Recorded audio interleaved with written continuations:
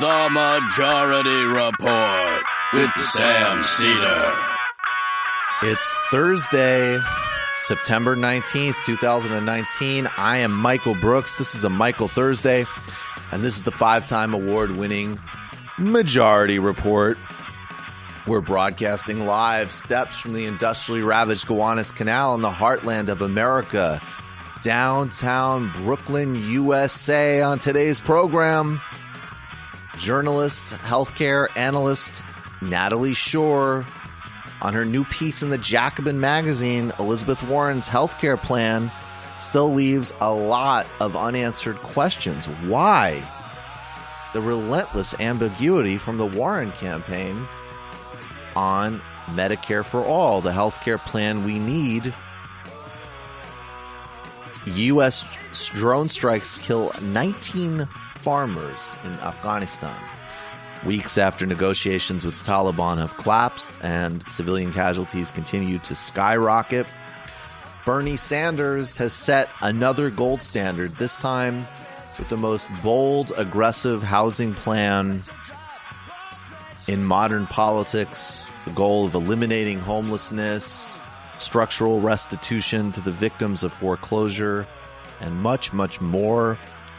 Mike Pompeo suggests that an attack on Saudi would be an act of war by Iran, while Iran's foreign minister, Javad Zarif, warns that the U.S. and the Saudis need to tone it down because this could lead to all-out war.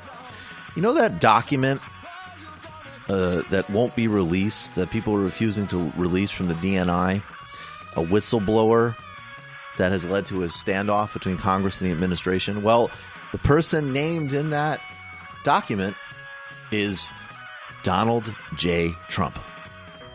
Benjamin Netanyahu might be out of a job as Israel attempts to form a new government, but no end in sight for the 5 million Palestinians who had no say in electing the government that controls them.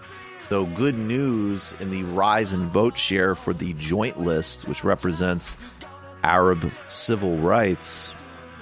Trump names Robert O'Brien as the new national security advisor. He does, in fact, seem significantly less crazy than a demented John Bolton, who has went back to his anti-Muslim conspiracy group after getting kicked out of a job. Nearly half of Bermuda is without power, as Humberto Kitts.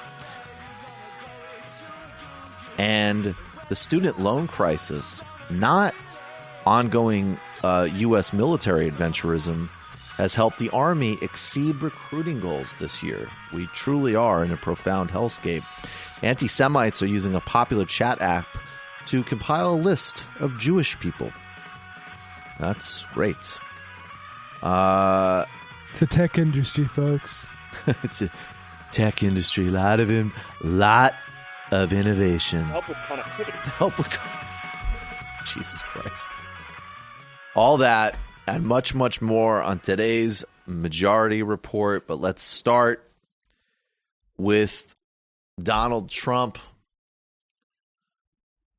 Reporting by Ken Klippenstein from TYT Investigates shows literally from whistleblowers inside ICE. These are people that work inside ICE, and they're so appalled by the just absolute inhumanity and grotesqueness of the war against refugees waged by the Trump administration and ICE, and all of the preventable deaths that are being caused by the Trump administration and ICE. They've actually been blowing the whistle on the conditions there. That's one part of what's happening, the most significant part of what's happening by far. And then there's the fact that Donald Trump continues to both be, a fool, but also, frankly, weirdly formidable.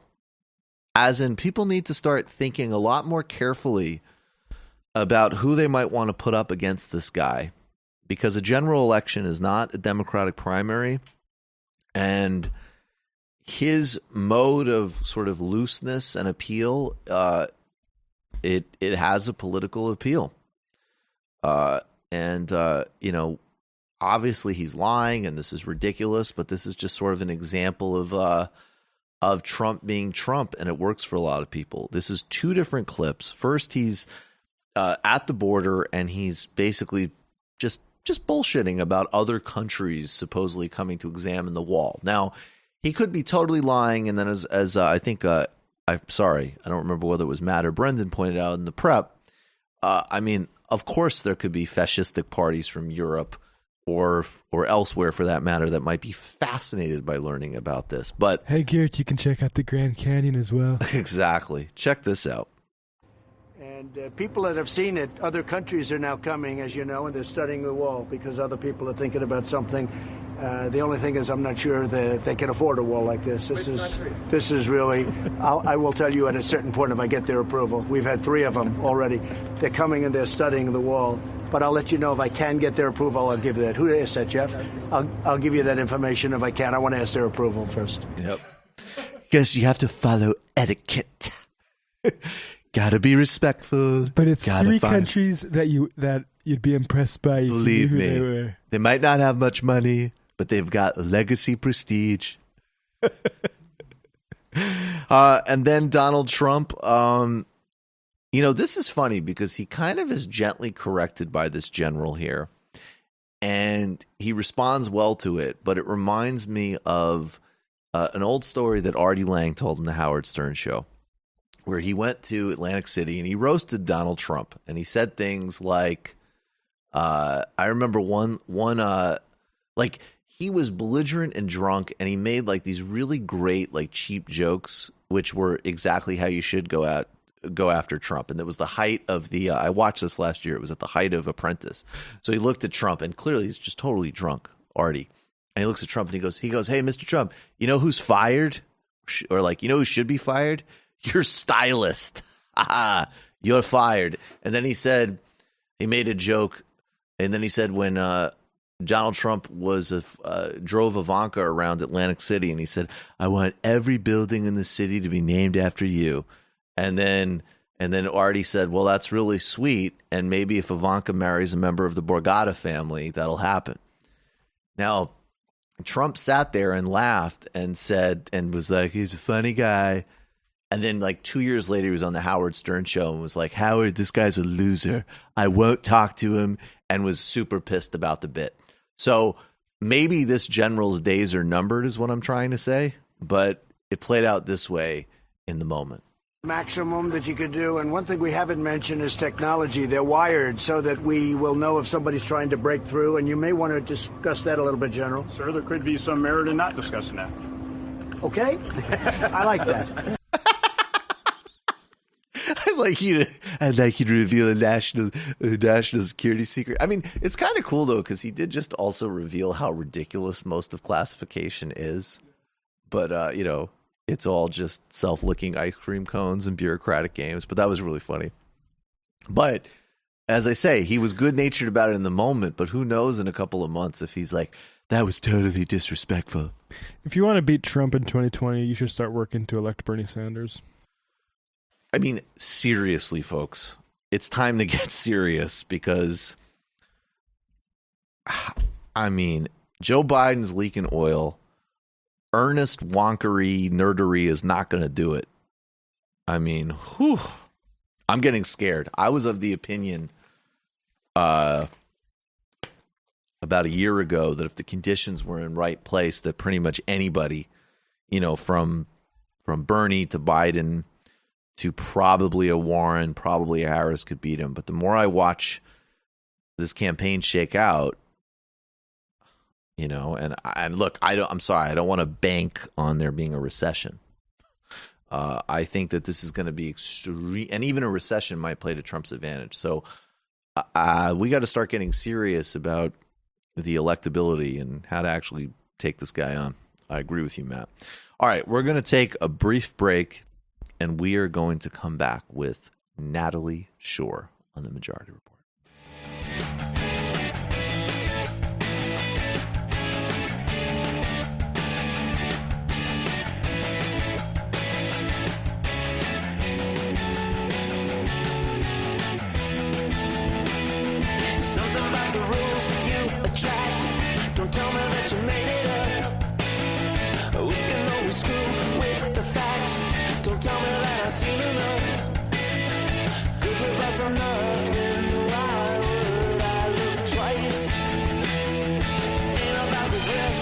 that you own.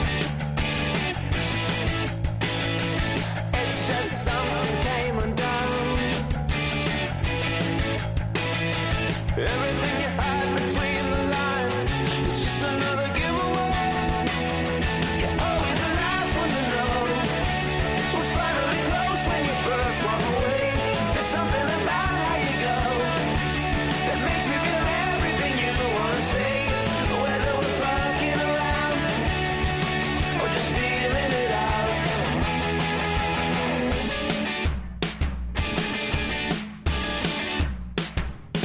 With every role that you play, the revolution televised. There's a time and a place. Don't tell me that it's paradise. Everything you hide between the lines, just another giveaway. Well, we could always leave this town. Or stay. Welcome back to the Majority Report. Michael Brooks here at the helm today. Joining us now is Natalie Shure. She's a writer and researcher and author of the just published in Jacobin piece, Elizabeth Warren's healthcare plan still leaves a lot of unanswered questions. Natalie, thanks so much for being here. Thanks for having me.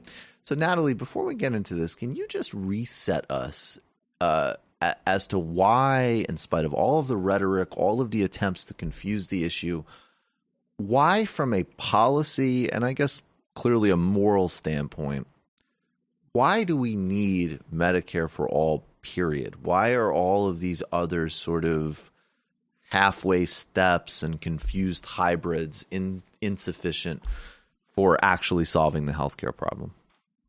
Sure. So Medicare for all, and there are, two different bills that envision a single payer system, one in the Senate and one in the House, and they have some differences. But I think that the important thing about both of them is that it guarantees healthcare free at the point of use without any cost sharing, premiums, co-pays, deductibles.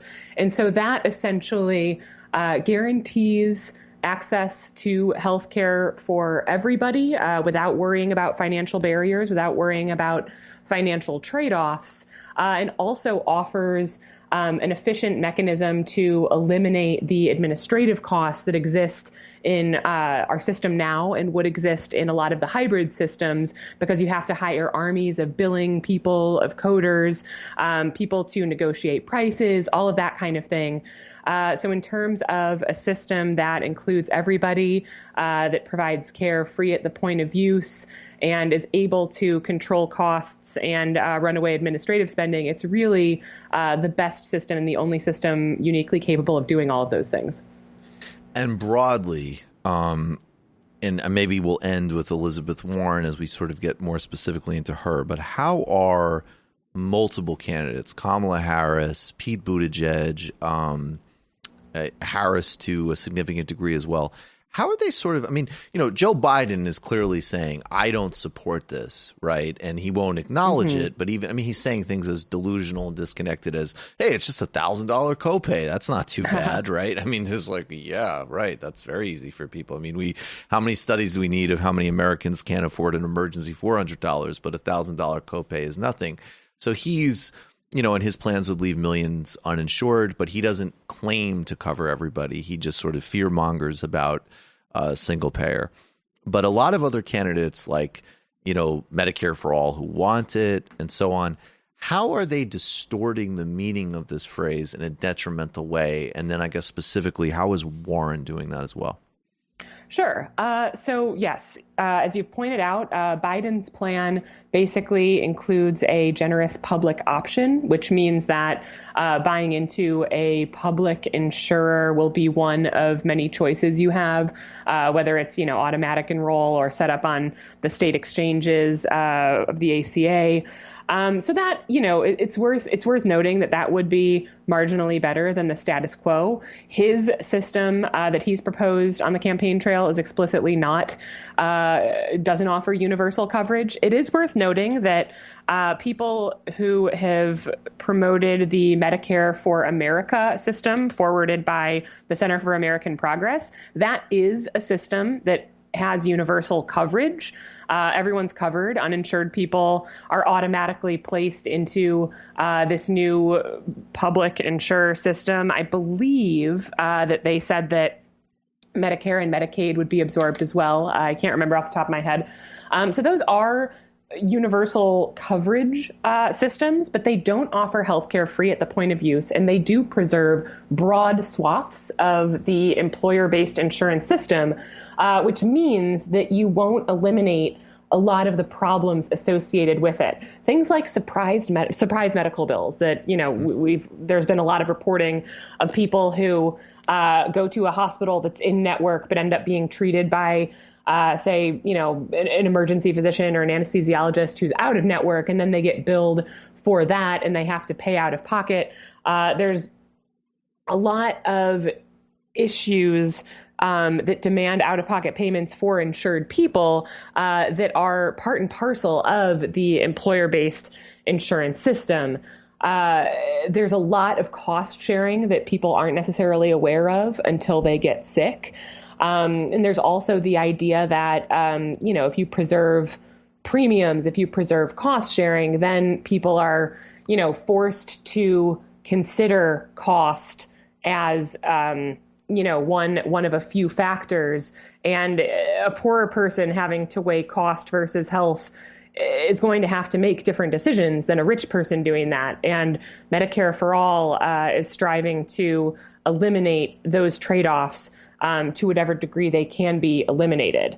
So I think that, borrowing the Medicare for All has never been a perfect slogan. I should back up and note, the Sanders and Jayapal bills have used it because I think that, single payer, which is essentially putting all healthcare money into a single public pool, that is able to cover everybody and capture unique efficiencies that other programs don't. That's not exactly what the Medicare program is, but that is the closest referent for an American audience. So Medicare for All is kind of a quick way to describe it. So that's, kind of the original sin rhetorically of what the single payer movement has done. And I think that, they did it for compelling reasons. I'm not saying that that was necessarily the wrong choice, but I do think that that opens people up to points like the Medicare system does retain a significant role for private insurers. It does have cost sharing, ergo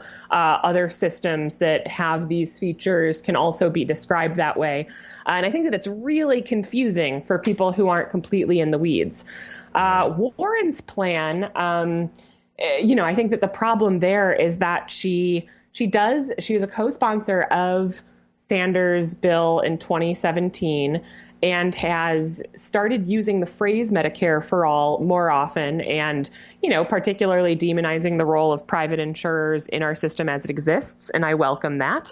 But what she hasn't done is been specific about whether or not she'd, solely and enthusiastically promote single payer system or something closer to Medicare for America, which, as you describe, is, Medicare for all who want it or something close to it. And she was saying specifically, you say that her website basically still indicates nothing about whether people will be automatically absorbed by the new program, whether currently existing public insurers would be, and whether or not it's supported by premiums, taxes, deductibles, or copay, or how the central role private insurers would play in the healthcare system, and whether or not patients fight with them. So, again, be really specific about all of the doors that she's leaving open to, and maybe juxtapose that because, her rhetoric, she follows Bernie in terms of first it's a plan, but now she's mimicking the movement language. Then there's, when she first launched her campaign and Sanders wasn't running, she was completely in the language of access. And it was actually quite stark because she would put these really, these solid kind of populist attacks on Wall Street and then sounded, extremely third way when it came to healthcare. So can you kind of track the language evasion, maybe, or that element of it with being really specific about, those details, in fact, because that is the difference between people just getting actual full no bullshit coverage versus, some system that still, leads to an enormous amount of inefficiency and suffering, even if we're calling it something, like Medicare for All. Sure. So, I think it's worth noting that this part of her website, the healthcare section, didn't exist until about a week ago. Mm-hmm. So now it does exist, but it still leaves a lot of questions. The Medicare for All bill that Sanders co-authored is very specific on all of these questions. And she is a co-sponsor, but doesn't specifically indicate on her website that that's what she's talking about. So I believe the language on her site is we need a Medicare for all system so that, nobody goes broke. Everyone gets the care that they need, and there's no more arguing with insurers.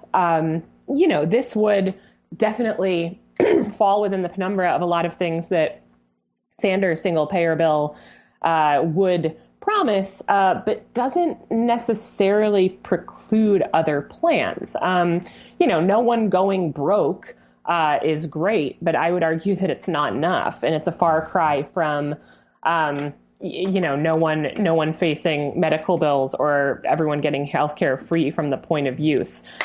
So it doesn't mention anything about cost sharing, that being, healthcare bills that are foisted onto patients as opposed to taken care of by insurers or taxes. So those would be your deductibles, your co-pays, and in some cases co-insurance, which is spending a percentage of an overall cost, picking up a prescription and paying for 20% of it as opposed to a $20 copay or whatever the case may be.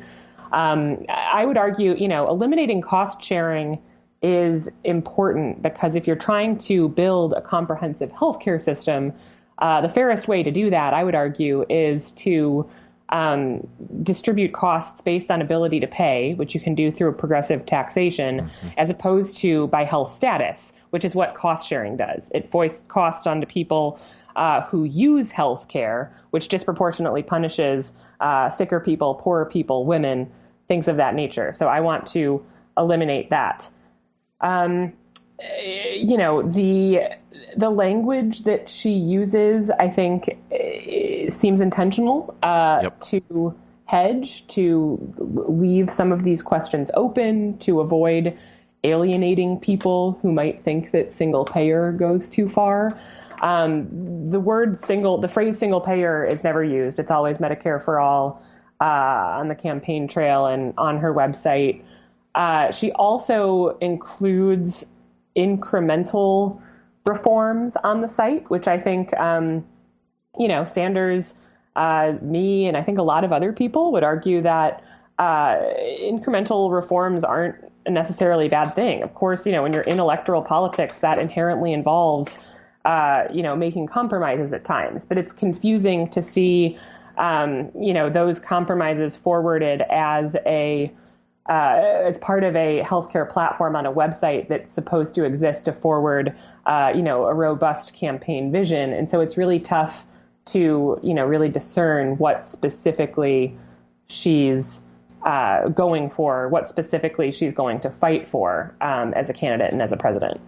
How important has it been, that sort of murky rhetoric from Warren and others that sort of, kind of takes relatively marginal examples to sort of say, like, well, we could have government health care, but you can still have a private insurer if you want.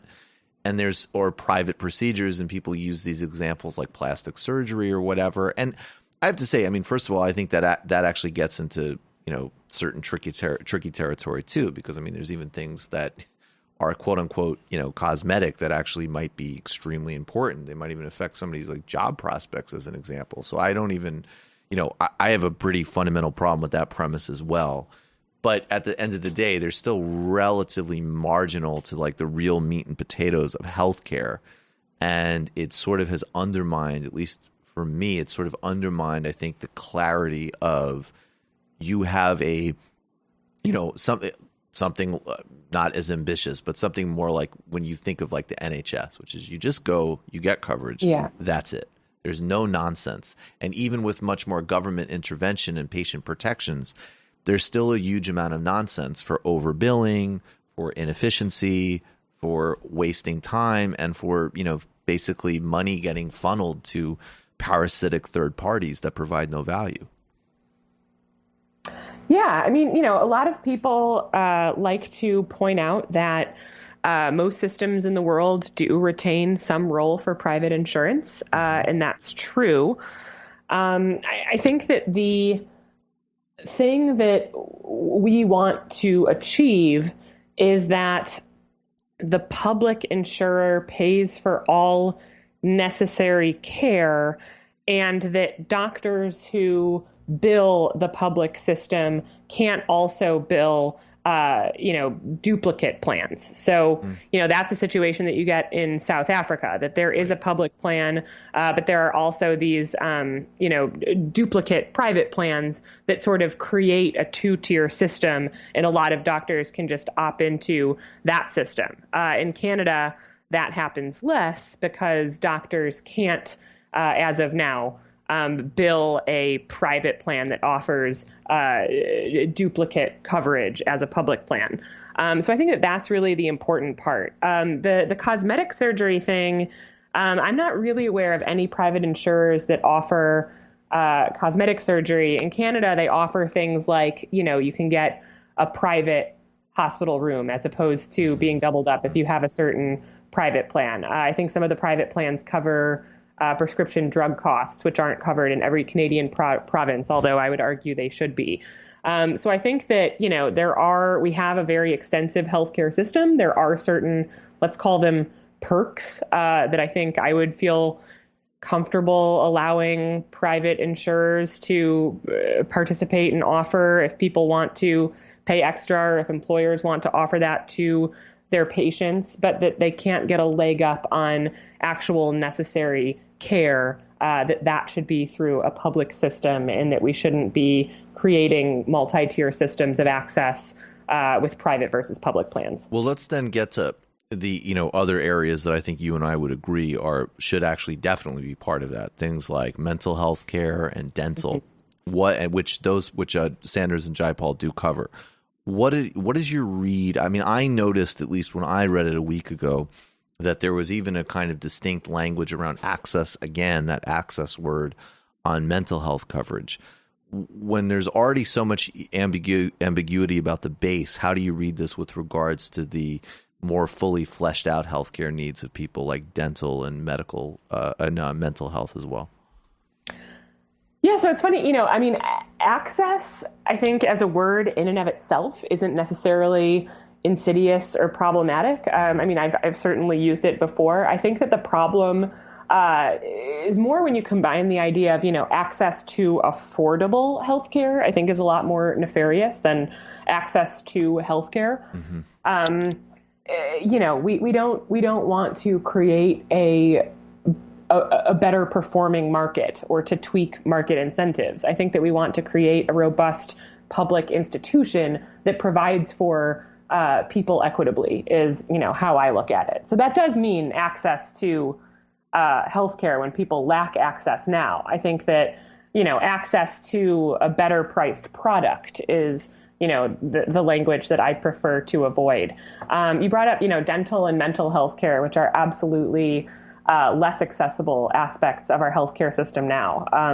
Dental inequality is a very serious problem. I think maybe around 50% of people lack access to dental health care. They're not insured. And even, dental insurance that does exist tends to be, a relatively low cap with a lot of dental procedures being paid for out of pocket. And, it's a very silly situation based in some, historical accidents that came about. Teeth are just as much a part of your body as anything else. And oral health is an important aspect of overall health. Mental health is definitely the same way. There are currently, hypothetically, laws and protections about treating mental health and physical health similarly under the healthcare system. But that isn't always the case. There are sometimes very narrow networks, and mental health professionals don't necessarily participate in any insurer plans, let alone public insurer plans.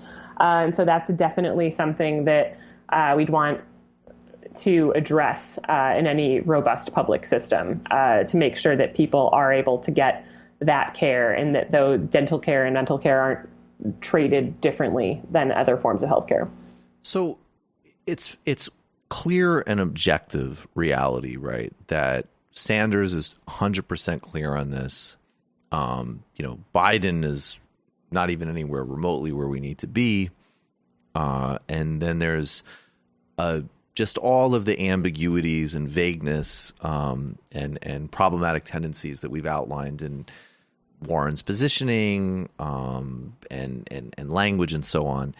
And that sort of leads, I think, to a really interesting conclusion of your piece, which is that it's, and if I'm interpreting you correctly, it's one thing to even say that, and, it's a political environment where, obviously she's competing against Bernie Sanders. So she's, significantly changed her language in the last couple of months. They've put up the healthcare section on the website. All of those are obviously really strong indicators of basically that even if she does eventually adopt and replicate the Sanders position, you have to question the level of commitment and political capital that she would be willing to spend. And I want to really kind of, broaden this out, because this will be an absolutely Herculean effort. I mean, there will be ungodly sums of money spent by these industries to destroy this. Some people are very fixated on the institutional restraints and things like the filibuster, which are, they have, of course, they're important, but they're going to completely pale in comparison to, I think, frankly, a president who will go across the country in a relentless bottom-up fight to get this done. Mm-hmm. And, that's the only way that there's even a prayer of this. I mean, the institutional stuff's important, but second order. So when you look at, I guess that's my sort of question for you, is that, yes, we want her to continue proving on this position. Maybe you even have some good ideas for tough questions that she could be asked about this so she could stop being so vague on it. But is it already fair to conclude that just on a level of, if you're voting on this issue, all of the markers of ambiguity have already been pretty clearly laid down in terms of who's willing to, spend capital on this, essentially? Yeah. I think that sort of leads me to this idea that I feel like when comparing Warren and Sanders or their politics, I've heard a lot of people frame it as, Warren as the pragmatist and Sanders as the idealist. Right. And I just think that is not at all a good framework. I think that Sanders has been in electoral politics as an independent socialist for decades. Like, there are few people who understand the pragmatism of electoral politics better than he does, which is sort of what I was saying about, incrementalism en route to a vision. I think that it's important to, draw your lines in the sand and make your case so that we understand, who's going to fight for what, whose ideal vision is what, because the fact is the candidates have different, as a kingly dictator, all of the candidates would do different things. So I think that you need to know what frameworks they're operating in to know what they'll go to the mat for, what they'll fight for, what hills they'll die on. But also because, as you note, we are very far from passing any of these plans. Gosh, I mean, even Biden's most incremental, inadequate plan is still very far from being able to be implemented right now or even in 2020. And I think that, pragmatically, the thing that's going to get any of these plans, let alone the best and most robust public ones, we need a movement. We need outside agitation. This isn't going to be a matter of, simply working within the electoral system and voting for the right people and, making sure that they have a majority, although those things are important. we need a way to build that from the outside and make that more possible. And I think that Sanders right now, from where I'm sitting, is the only candidate who appears to understand that, and is certainly the only candidate who is going to fight tooth and nail for a robust single-payer Medicare for all healthcare system. I think that having allies like Elizabeth Warren is incredibly important. You know, she is. It's important to note that she is far better on healthcare than a lot of her probably all of her primary rivals, save for Sanders. And that I don't think, knock on wood, I don't think that she would veto a single payer Medicare for all bill. But I don't think that she's going to, pull it forward either, the way that Sanders is going to pull it forward. And at this point, where the movement is, I think that that's what we need. We need people who are going to be champions, who are willing to lose friends over it. And I just don't see any indication with all of Warren's hedging that at this point seems deliberate. I don't think that she's going to fight tooth and nail for it. And, voters should understand that. Well, that's 100% right. And I think there's also another really important point that you made too, which is that, it's a bit frustrating because people really need to get a lot more grounded and, sort of power centered in their analysis of what pragmatism is. So you're right. I mean, This is somebody who, been a mayor, congressman, senator, dark horse, successful presidential candidate. Like, you're not doing that as a pie in the sky person. So that's ridiculous and can be dismissed easily. But the broader point is that, even if we go back several short years ago, that the most industry-friendly, not even public option, very, very problematic for middle-class people, Obamacare, but still actually put some literal just consumer advocacy restraints on this industry, they went to the mat and almost destroyed Barack Obama's presidency over. So, it's stunning with the same fundamental power dynamics in play, the same money, the same fact that, Nancy Pelosi just formally said she opposes Medicare for all yesterday, that people still think that there's some type of legislative or congressional or 60s homage to LBJ movie version of how any of this stuff gets done. Across the board. Now, obviously Sanders is putting out more and more, amazing proposals on things like housing, but even a much smaller project. As you said, the smaller Warren project, even the smaller Biden project is going to take literally everything that an administration has and then millions outside of it.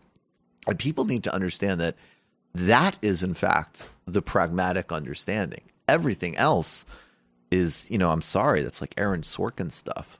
It's not happening. If you are going to have massive opposition to any of these things, to get the, ball over the fence, you're going to need the system that mobilizes the most people, that excites the most people, that's going to enlist the most foot soldiers in this fight. And that's Medicare for all. That's single payer. Definitely. Natalie Shure, everybody should read everything you write on healthcare and much else. I really appreciate your time. The book, well, there should be a book, Natalie, but as of now, Elizabeth Warren's, believe me, I understand. Elizabeth Warren's healthcare plan still leaves a lot of unanswered questions. It's in the Jacobin. We have a link on the majority.fm site and all the different ways you can follow Natalie's work. Natalie, really appreciate your time. Thanks so much. Thank you so much. Take care. All right, folks, here's what we're going to do. We're going to go to the fun half where we'll take some calls and some IMs and talk about sound and blah, blah, blah. As somebody who's struggled a lot with housing growing up, I'm moved by Bernie Sanders' housing plan. We're going to get into the details of it. I don't even know if I want to acknowledge. Somebody told me that some bizarre, extremely stupid, disturbed person with a weird obsession with the Clinton family on Twitter said something dumb about Bernie's plan, but I probably won't pollute such an important segment by talking about such a deranged person. Try to keep it elevated, try to keep it about people being in their homes. We also have a bunch more sound to get to and a lot of work. So become a member of the Majority Report today. Majority.fm/become a member. That's how this ship runs. That's how we are unbossed and unbought. Do you see? Matt, what's going on with Literary Hangover? Yeah, check out my podcast, Literary Hangover. Check out my podcast, The Michael Brooks Show. You can do it on patreon.com/TMBS or The Michael Brooks Show on iTunes. We will see you in the fun half. You are in for it. All right, folks, 646-257-3920. See you in the fun half. Are you ready?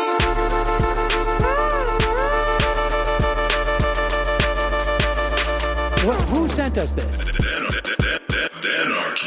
Alpha males are back, boy, back, and the alpha males are back. Just as delicious as you can imagine. The alpha males are back, boy, back, and the alpha males are back. Just want to degrade the white man. Alpha males are back. I take all of it in my throat. Alpha males are back. Almost has what? The alpha males are back. You are a madman. And the alpha males are back. I am a total cunt. Can we bring back DJ Danergy's song, please? Yeah, or a couple of them. Just put them in rotation. DJ Danergy. Well, the problem with those is they're like 45 seconds long, so I don't know if they're enough of a break. That's fucking nonsense. Hey, folks, reminder. I do not have Parkinson's. And the alpha males are Psych. Fuck them.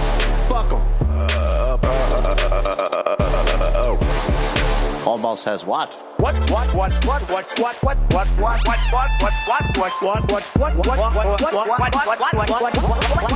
Almost has what? Hell of a lot of bank. Hell of a lot of bank. Hell of a lot of bank. Hell of a lot of bank. Hell of a lot of bank. All lives matter. Have you tried doing an impression on a college campus? I think that there's no reason why reasonable people across the divide can't all agree with this. Psych. the alpha males are back. And the Africans are black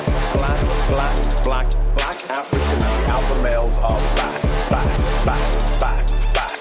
And the Africans are black. See Donald Trump out there, doesn't a little part of you think that America deserves to be taken over by jihadists? Keeping it 100. Can't knock the hustle. Come on! Fuck 'em. Fuck things I do for the bigger game plan. By the way, it's my birthday! Happy birthday to me, Jew boy! I have a thought experiment for you. And the alpha males are back. Africans are black. Alpha males are back. Africans are black. Come on! Come on! Someone needs to pay the price for blasphemy around here. I am a total pussy.